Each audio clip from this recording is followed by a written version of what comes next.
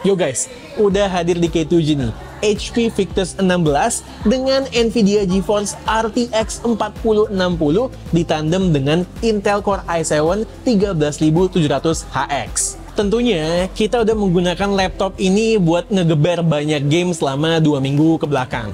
Nah, kita pengen lihat nih, dengan harga kurang lebih 24 jutaan, apakah HP Victus 16 ini bisa menjadi pilihan yang seksi bagi para gamer di luar sana? Let's go!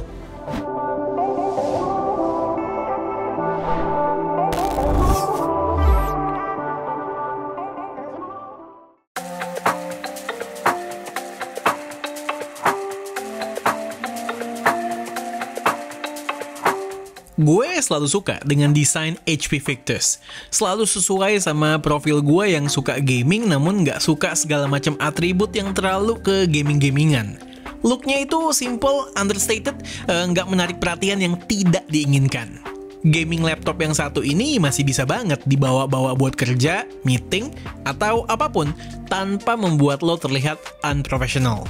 Buat yang nyari kelap-kelip RGB di body atau bahkan aksen-aksen permanen di body polikarbonatnya, mohon maaf. Victus ini bukan laptop gaming yang seperti itu. Namun sebetulnya backlit keyboardnya ada loh RGB lightingnya. Tinggal buka Omen Light Studio dan customize seperti yang kita mau. Dengan bentang layar 16,1 inch, artinya ada space untuk dikasih full size keyboard. Dan yup, dapet nih. Yang gue suka adalah travel distance antar keys yang pas banget dengan layout yang jaraknya ideal juga. Trackpadnya juga luas, akurasinya juga bagus. Just info, dari dulu gue suka banget sama trackpad dari brand HP. Secara bahan itu solid, firm, feel clicky-nya dapet, serta yang jelas akurat. Ports yang diberikan Victus ini lengkap ya.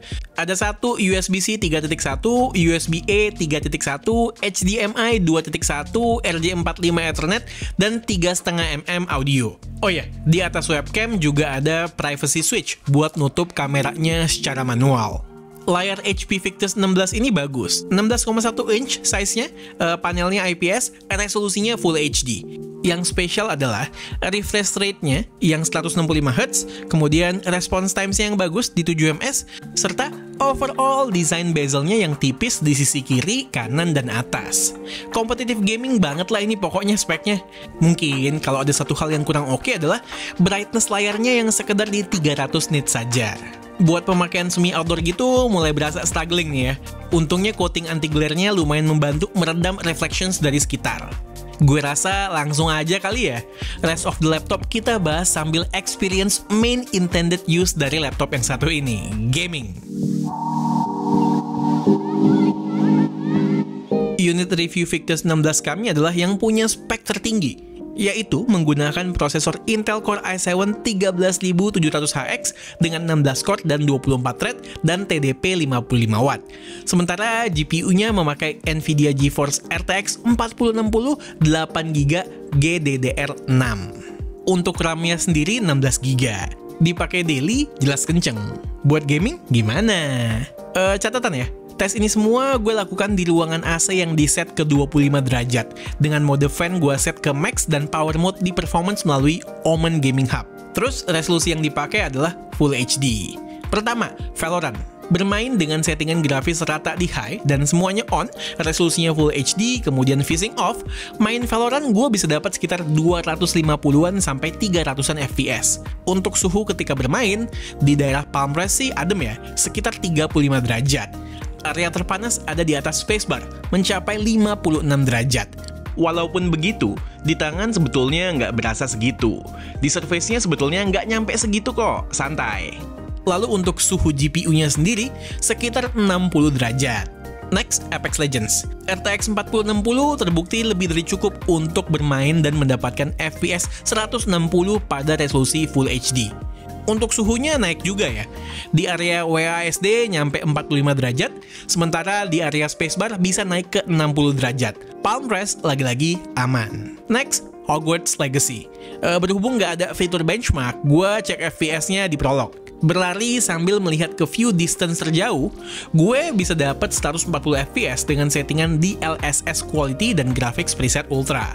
Lanjut, menggunakan fitur benchmark dari Call of Duty Modern Warfare 2, kita bisa dapat average 119 FPS pada settingan grafis ekstrim dan menyalakan DLSS quality. Terakhir, game yang paling anyar nih, Starfield. Dengan berlari dari pesawat kita ke kereta di Jameson Alpha Centauri, gue melihat FPS berada di kisaran 47 sampai dengan 58 FPS. Ini dalam settingan preset medium dan upscalingnya gue matiin. Game yang enggak terlalu optimize buat Nvidia ini memang berasa berat ya kalau dimainkan di settingan yang lebih tinggi. Kalau mau di high juga bisa, namun bakalan berasa kurang smooth, terutama kalau di tempat-tempat yang luas dan banyak NPC.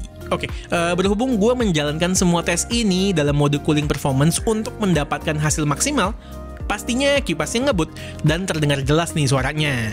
Nih, dengerin suara terkencangnya seberapa ya.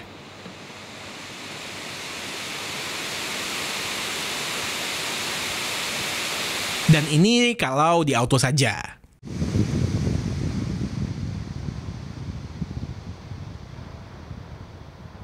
Di luar real life gaming, gue juga udah jalanin beberapa benchmarks. Nih, monggo dilihat beberapa benchmark yang udah gue lakukan juga.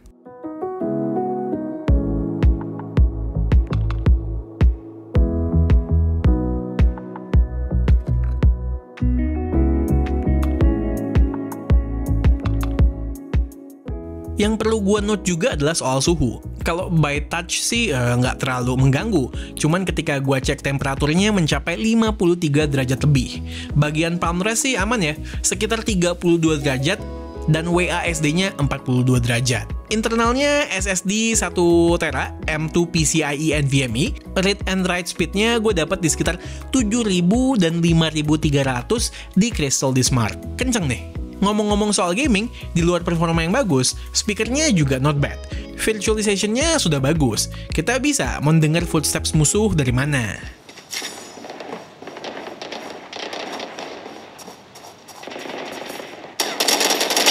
Di luar gaming, gue juga mencoba convert video 4K 21:9 dengan durasi sekitar 18 menit ke 1080p menggunakan handbrake. Hasilnya hanya butuh waktu sekitar 6 menit.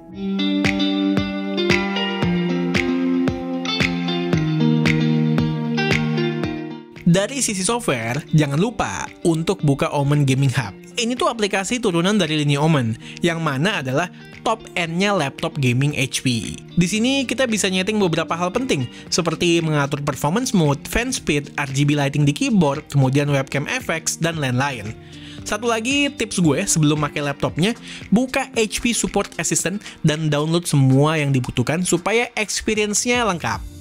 Buat yang ingin pakai laptop ini buat kerja juga, dan bayangin kira-kira seperti apa kameranya kalau dipakai untuk online meeting, walaupun memang resolusinya itu sudah Full HD, cuman tentunya nggak sebaik laptop lain yang orientasinya itu lebih kepada produktivitas. Hasilnya sekedar oke aja, itu pun kalau lightingnya bagus.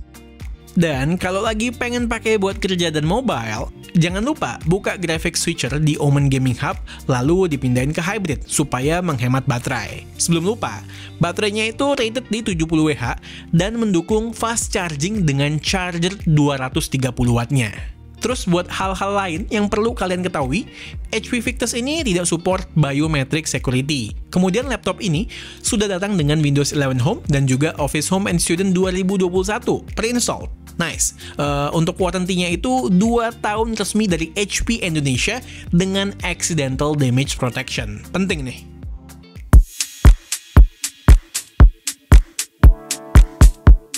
Oke, HP Victus 16. Laptop ini menurut gue cocok buat kalian yang mencari mid to high gaming laptop. Laptop ini ngebut, bisa diajak main game yang kekinian sekalipun, kemudian tampilannya itu tetap mempertahankan overall desain yang nggak neko-neko, dan juga tetap terlihat profesional. Kekurangannya sendiri menurut gue ada di fan-nya, yang mana kalau fan-nya lagi berputar kencang, suaranya juga ikutan kencang. Namun overall, nilai plusnya lebih banyak ketimbang kekurangannya. Seperti desainnya yang kece, performanya yang bagus dan ngebut, dan juga overall kombinasi speknya yang mumpuni. Oke, sekian aja video dari gue kali ini. Gue Satish, and this is K2G. Tunggu racun-racun kami yang berikutnya. Bye guys!